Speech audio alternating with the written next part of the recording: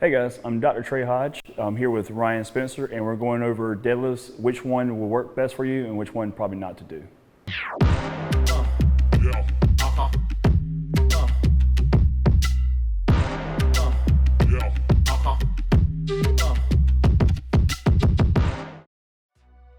So we're going to start off with the conventional style deadlift with Ryan right here. We're going to focus on getting our stance in. We're going to be inside shoulder width, toes will be facing slightly forward. Hands are going to be positioned outside, pretty much outside shoulder width. We are going to use a double over hand position, but we can use it over and under, but here we're going to use an over and over. All right, so get your stance, toes a little bit more forward. There you go. Come down, control it. And we're keeping the bar close to the body, okay? So that way we know we're not allowing the lower back to kick in as much for helping stability factor of coming up and coming down with the plate.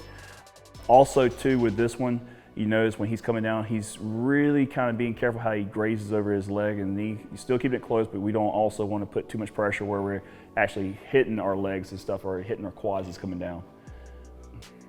All right, good, control it. Up.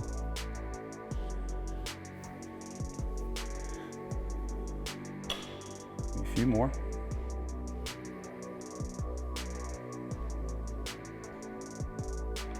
Good.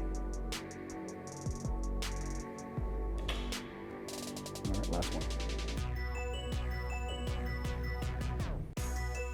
Because these are a heavy compound movement, I don't really recommend anybody going like really high on repetitions and stuff.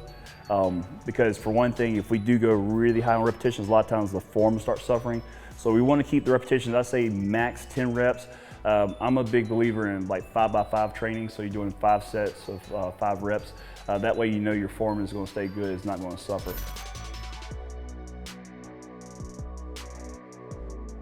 Now we're going into the sumo deadlift.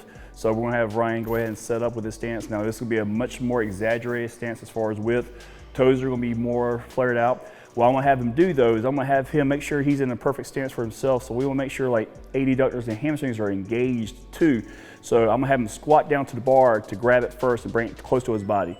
So before he starts, so do you feel that your adductors and your hamstrings good? Okay. So we're going to, as long as those are actually, feel like they're actually stretched and engaged, go ahead and start the movement. Good.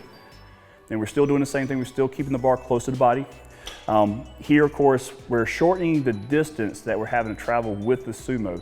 And of course, it is because of the stance. The stance is actually wider. Your hand placement, actually, if you look at it, it's a little bit closer than it was with the conventional.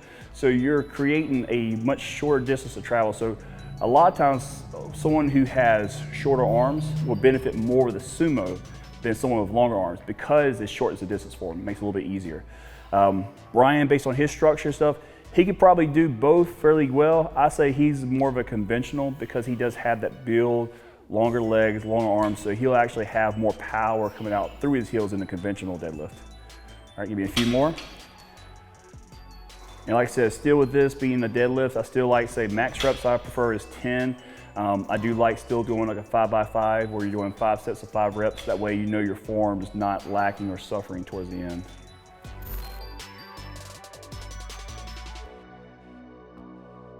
All right guys, so that's it for us for our 2 deadlift movements and which one to use, which one not to use with Ryan here today.